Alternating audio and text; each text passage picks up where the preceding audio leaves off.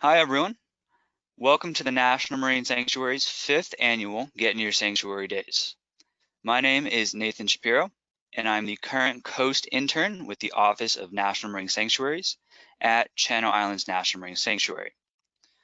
My work experience here includes several projects spanning from deep sea coral analysis to our Soundscape Sea Sketch project.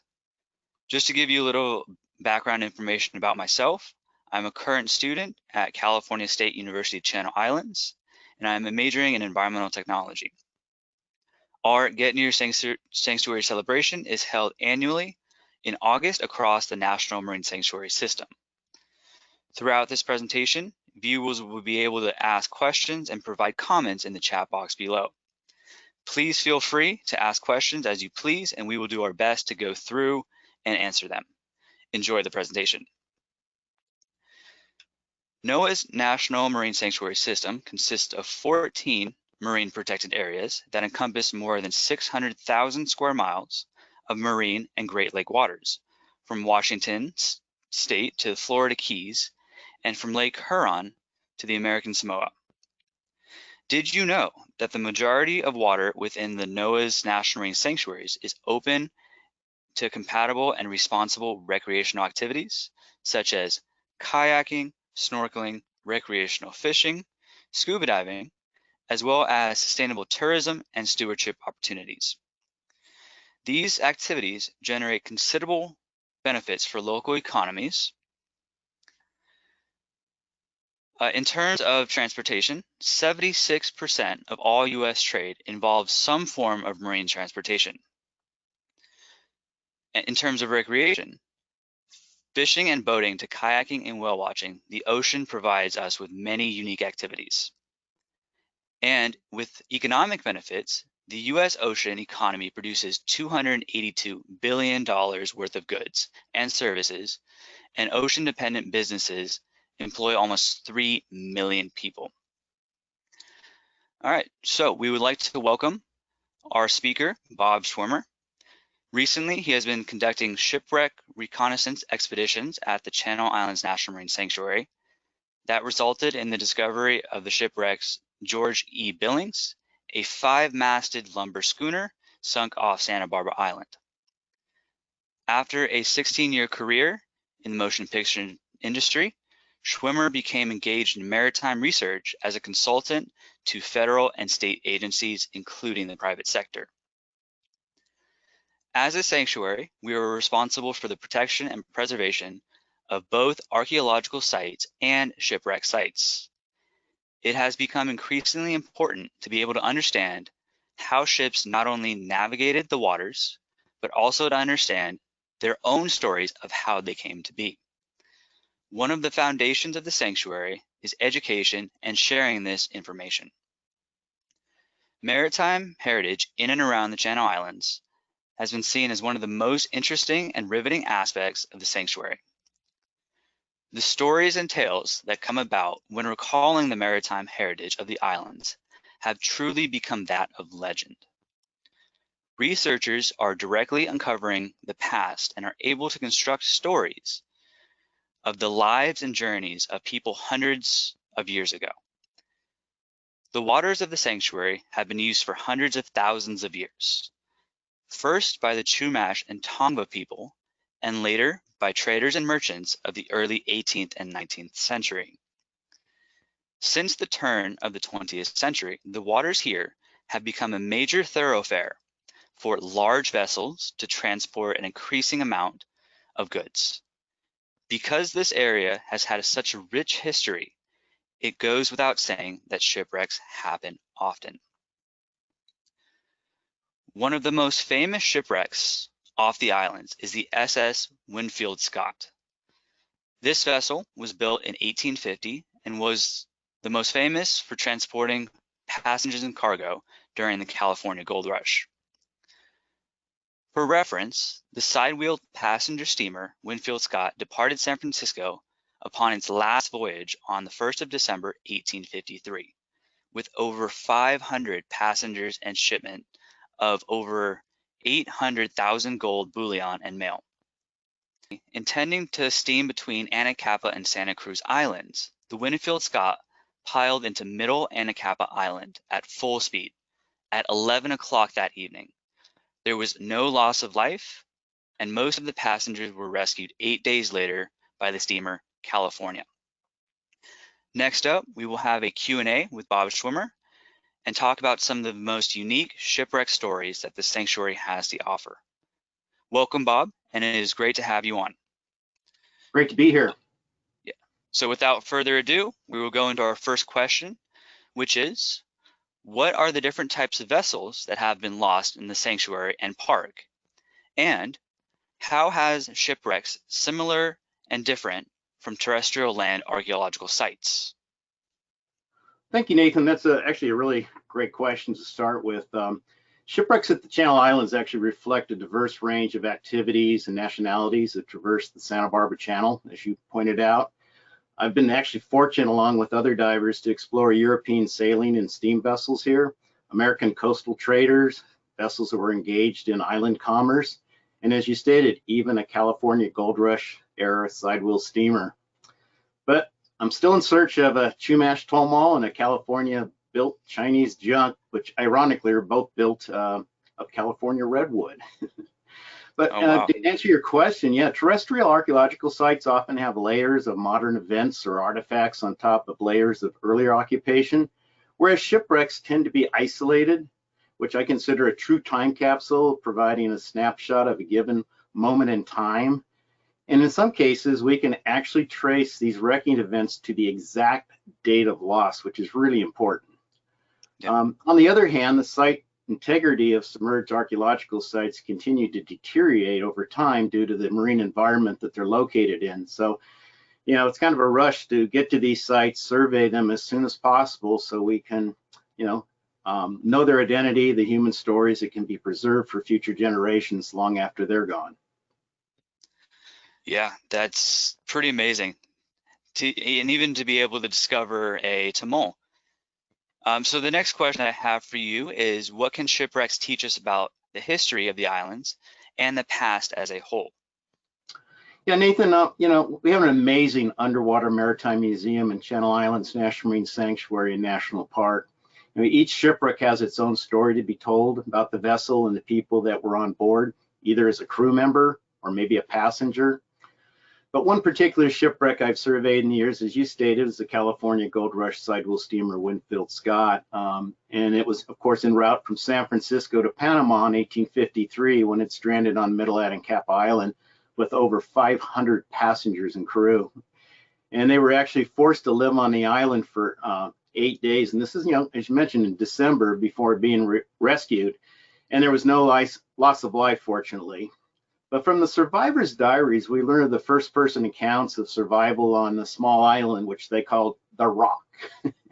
And they salvaged what provisions they could from the wreck, as well as taking advantage of the sea as a source of food, as we still do today. In the diaries, they share the accounts. One survivor, Edward Olsky, was a passenger. He says, "At midnight, I was suddenly awakened from a sound sleep by a terrible jar, crashing of timbers. Tumbling out of my berth, I was confronted by the horror-stricken visage of my toothless and bald-headed stateroom companion, who didn't have time to secure his wig and his false teeth."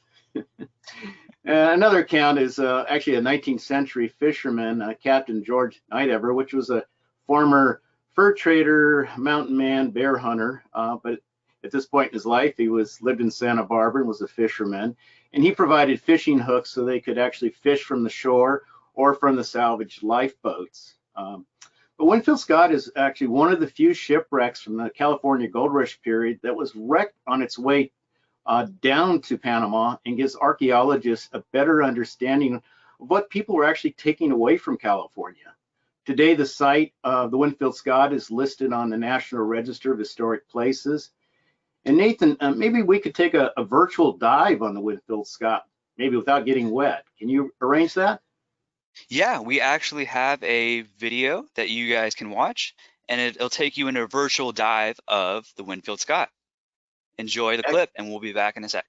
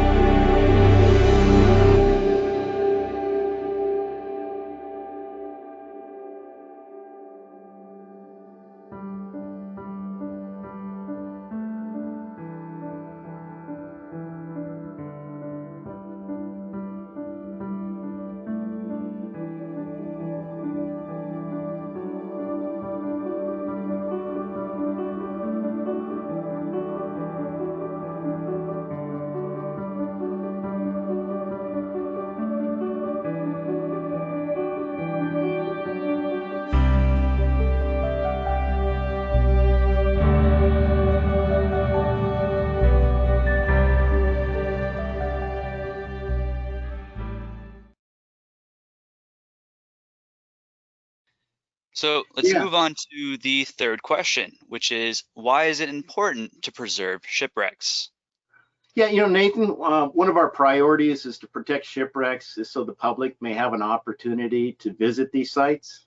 As you just watched this amazing video of the underwater site of the Winfield Scott, it has become a very popular place for both recreational scuba and freedivers to visit, and occasional kayakers on this particular day that I filmed it because it was so clear you can see the shipwreck remains from the surface of the water.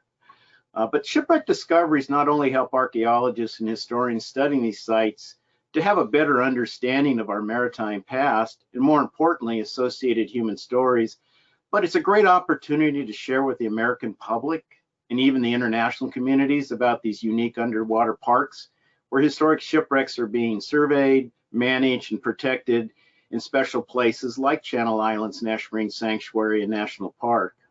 I have had countless stories of people contacting us after some of the shipwreck discoveries.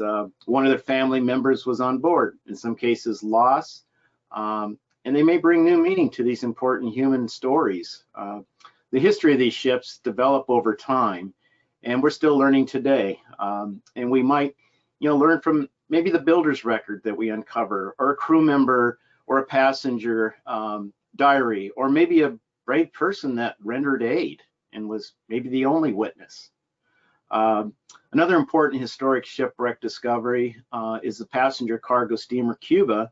That ironically had the same owners as the Winfield Scott. The two were actually wrecked 70 years apart. Cuba was lost in 1923 while en route from San Francisco from Havana, Cuba, via the Panama Canal with 71 crew and 41 passengers when it stranded in fog at Point Bennett on San Miguel Island. Fortunately, there was no loss of life, and eventually everybody was rescued. The shipwreck site represents actually the most compact and organized of all the major shipwrecks in the sanctuary and park.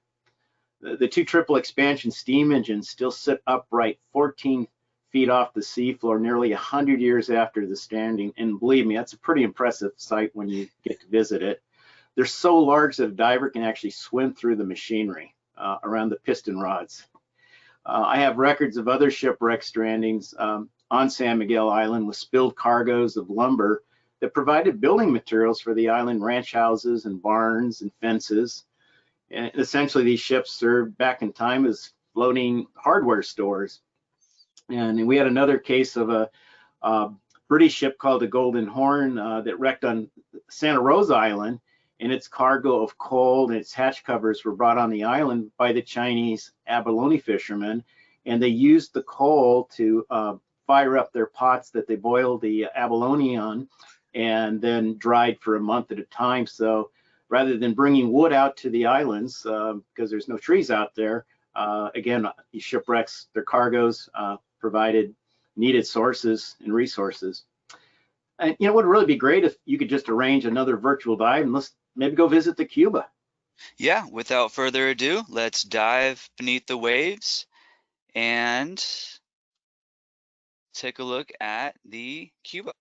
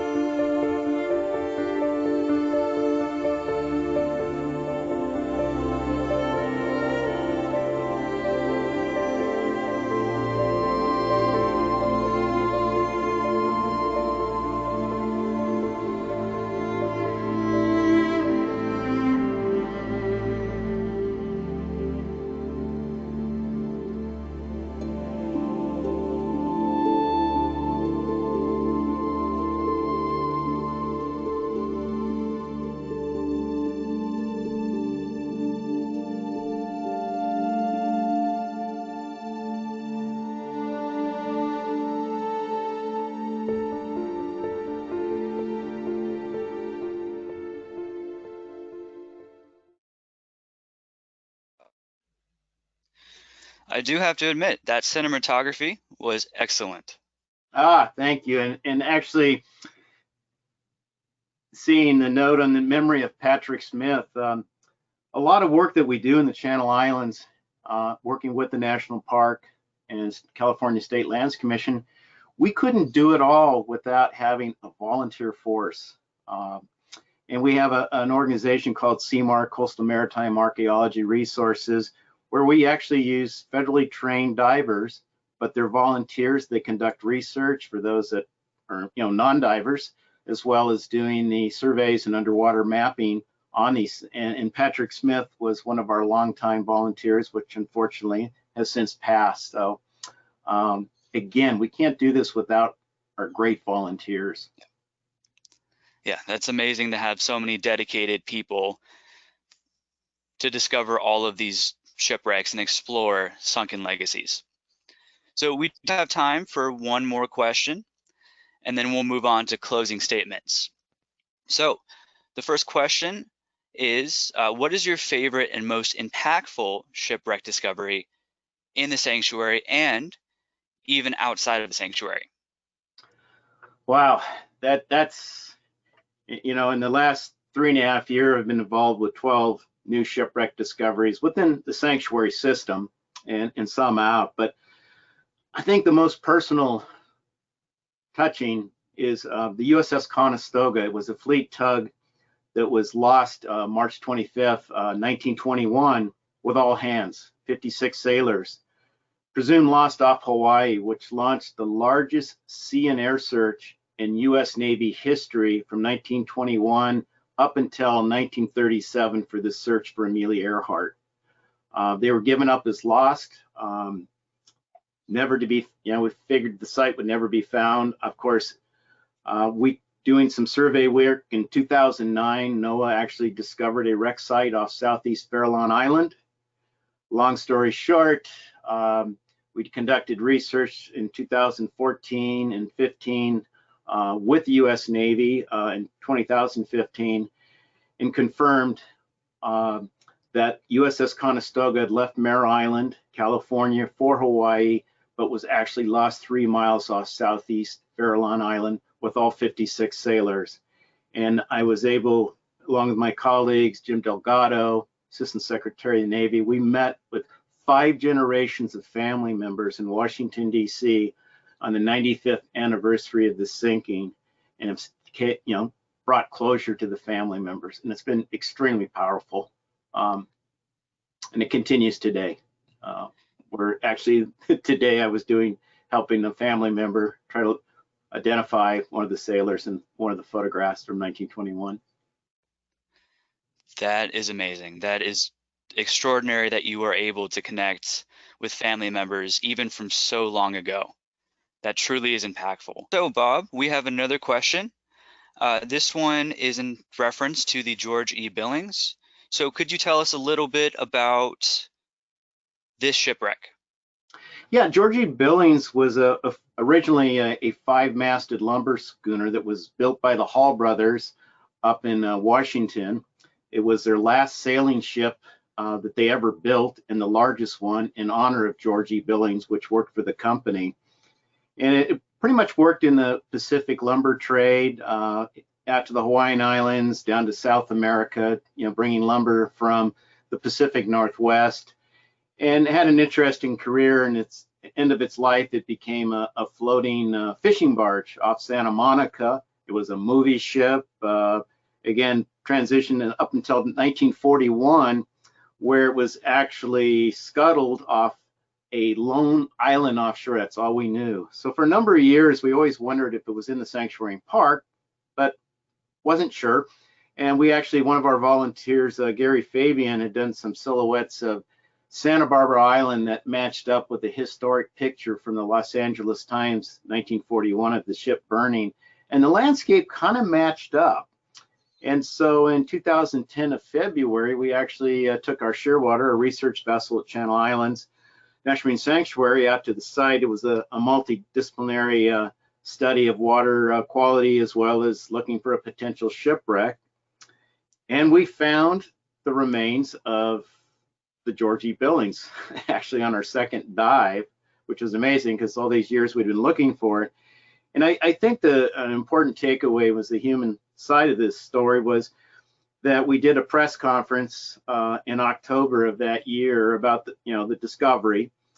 And I was contacted by a doctor in Santa Maria, and he said, "I can't believe you found the George E. Billings." And he said, "My grandfather was one of the masters of the ship during its sailing days as a lumber carrier. And my grandmother lived on board, and my dad grew up on the ship." And I ended up meeting with him in Santa Maria, and he had all his grandfather's ship's instruments, photographs, more importantly, of the family, of the cook pushing his dad, in a little toy cart on the deck of this large sailing vessel. And he says, "I'm a sailor too. I have a boat in Santa Barbara. I've sailed by Santa Barbara Island many times, not knowing my grandfather's ship was sunk right there." Wow, that's amazing. It's an amazing story. Yeah, and we were, able to use a lot of his photographs in telling the story. The sextant, a lot of official papers from the ship, but it was, and even his nephew, the doctor's nephew, has a tattoo of the George E. Billings. It's very important to the family, and we're so glad we could actually, let them know that it's sitting right in their backyard and protected in the National Marine Sanctuary. Yeah, and talk about these incredible, amazing stories. They're really quite extraordinary. Yes. More to come. More to come. More discoveries to be made. Yes. And from all of us here at the Sanctuary, thank you for your time and dedication to what you do. What you do is awesome, and we thank you from the bottom of our hearts for giving this presentation. A real pleasure. Amazing stories at Channel Islands. Yes. So for more information about Bob's journey and the stories of the men and women aboard these ships, there are 2 links provided in the chat that details an incredible amount of information about shipwrecks in the sanctuary. So while Get Near Sanctuary events are being held virtually this year in response to the health and safety concerns due to COVID-19, marine sanctuaries have remained open for responsible use in accordance with CDC guidelines and local regulations. For more information on the response from NOAA's Office of National Marine Sanctuaries, you can find it at sanctuaries.noaa.gov/coronavirus. If you do get the chance to experience a National Marine Sanctuary, please share your photos on social media and use the hashtags #ILoveMySanctuary and Recreate Responsibly. And as a side note, for all of our audience members, we have a special gift for you. You have just earned a virtual National Marine Sanctuary badge. You can go to the Park Passport app, which will be provided in the link, and download your badge. Our next Get in Your Sanctuary event is happening Sunday, August 2nd, and we will have special guest Eva Pagaling, who is a member of the Sandy Knees Band of Shumala Chumash Indians. We will be talking about the Tamil Crossing and the cultural relationship the Chumash has to the Channel Islands. Thank you for your time, and please join us at the top of the hour for our next sanctuary adventure, and join us all weekend long to hear about the great things that you can do across all of the National Marine Sanctuaries. Again, Bob, thank you for your time, and we look forward to hearing your questions and comments. Thank you. Look forward to receiving them.